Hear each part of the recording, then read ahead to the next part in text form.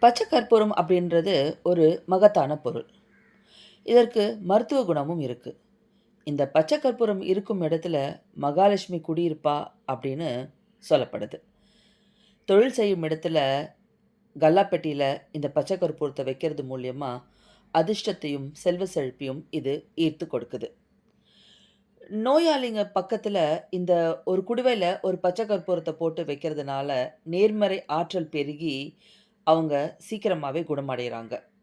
சூரிய வெளிச்சம் மற்றும் காற்று புக முடியாத இடத்துல ஒரு தட்டுல பச்சை கற்பூரம் வைக்கிறதுனால நேர்மறை ஆற்றல் அதிகரிக்குது. நகைப்பெட்டியில வைக்கிறதுனால நகையும் சேரும்.